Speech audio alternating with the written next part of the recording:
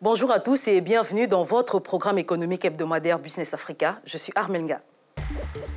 Au sommaire de cette édition, investissement africain et coopération, le Maroc entend se positionner comme le partenaire privilégié de ses pairs africains. La guerre commerciale se poursuit entre les États-Unis, la Chine et bientôt la Russie. Washington revoit sa feuille de route en matière d'investissement sur le continent africain. Et puis, inondations et insécurité, le Nigeria peine à tenir ses promesses de réduction des importations de céréales d'ici 2025. Parvenir à se positionner comme un investisseur majeur en Afrique et notamment subsaharienne. C'est l'une des ambitions du Maroc qui s'est lancé dans des projets d'envergure menés par des opérateurs du royaume chérifien. Le pays qui investit particulièrement dans le secteur des banques prévoit augmenter sa participation au développement en injectant près de 357 millions d'euros des entreprises marocaines à destination des pays africains. Pour y parvenir, le Maroc mise entre autres sur le secteur privé comme outil de développement. À la rencontre du président de la Confédération des entreprises du Maroc dans ce sujet signé Ruth Lago et Ignatius Anor.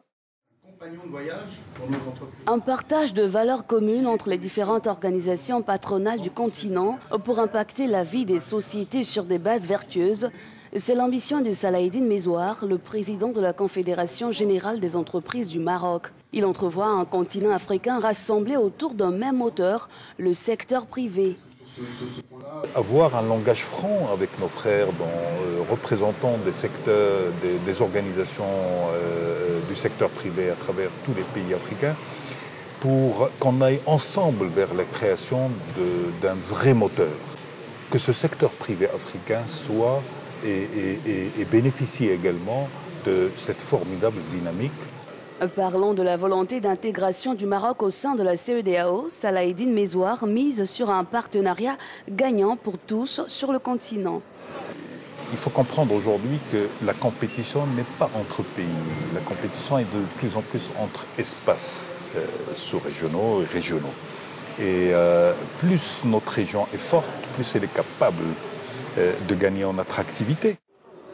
Encourager les partenariats et renforcer un secteur privé plus dynamique grâce au développement des PME, tels devraient être d'après lui les objectifs des pays africains. La guerre commerciale entre les États-Unis et la Chine semble avoir pris une nouvelle tournure. Un duel de positionnement que compte remporter Washington, qui a débloqué 426 millions de dollars pour financer d'importants projets en Afrique. Le pays compte ainsi se classer comme premier investisseur du continent devant la Chine, qui totalisait 2,4 milliards de dollars d'investissements directs étrangers en 2016. Explication de Cédric Siosolo et Claudien Sono. Avec 426 millions de dollars débloqués en septembre 2018 pour financer d'importants projets en Afrique, les États-Unis laissent entrevoir une nouvelle politique de financement sur le continent.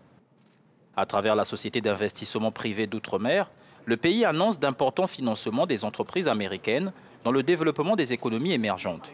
Expansion, technologie, chaîne de valeur, banques et projets féminins sont ainsi mis en priorité par Washington. Le pays veut se classer comme premier investisseur devant la Chine, aujourd'hui premier partenaire commercial de l'Afrique, qui annonçait lors du 3e forum de coopération Afrique-Chine 60 milliards de dollars d'investissement dans le développement économique des pays africains. Outre la Chine, les États-Unis voudraient également mettre hors jeu la Russie, qui fait son grand retour en Afrique depuis quelques années. Contrat dans plusieurs pays comme l'Angola, la Namibie ou encore le Nigeria.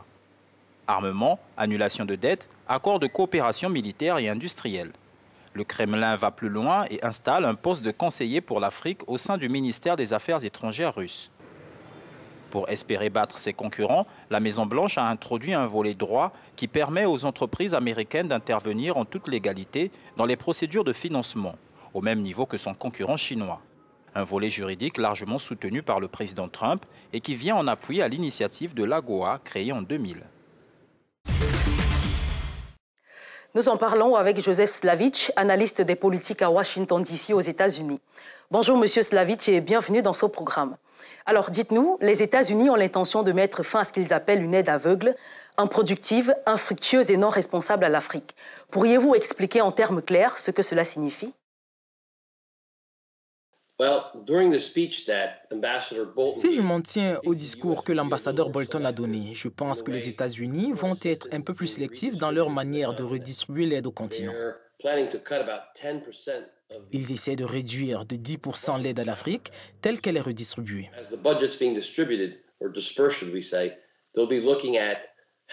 Ils vont regarder comment les gens votent aux États-Unis en termes des Nations Unies. Ils vont s'intéresser à la politique de sécurité. Un des exemples emblématiques sera le Soudan du Sud qui verra une réduction de son programme d'assistance étrangère.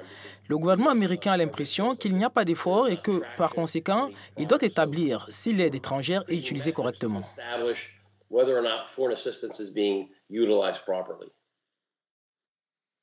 La politique serait construite autour du commerce. Et de quelle manière pensez-vous que cela profiterait à l'Afrique? Je pense qu'après le sommet en Chine, les Chinois ont une somme d'argent importante à investir dans le continent. Et comme vous l'avez récemment vu en République centrafricaine en ce qui concerne la Russie, les États-Unis sont en train de reconfigurer leur approche vis-à-vis de l'Afrique. Ils regardent comment les fonds publics et les fonds privés américains peuvent être à nouveau investis sur le continent. Je pense que sous l'administration Trump, les 14 premiers mois n'ont pas été très intéressés par l'Afrique. Toutefois, il semble que les nouveaux engagements de la Chine vis-à-vis du continent ont amené les Américains à réaliser que, s'ils n'investissent pas dans le commerce, ils pourraient manquer le coche. Pensez-vous que les États-Unis pourront maintenir efficacement l'initiative AGOA, créée en 2000, parallèlement à cette nouvelle politique?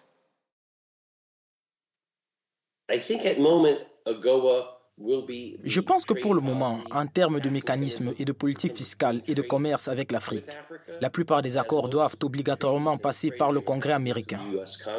Je pense qu'au final, ce sera comme l'AGOA.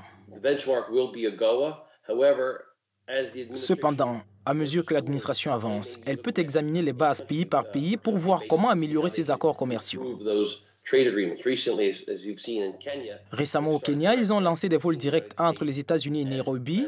Certains pays comme le Kenya, le Nigeria, l'Afrique du Sud, l'Angola, ces pays devraient avoir quelques préférences. Cela stimulera certains investissements, mais je pense que l'AGOA restera la passerelle essentielle pour le commerce en Afrique.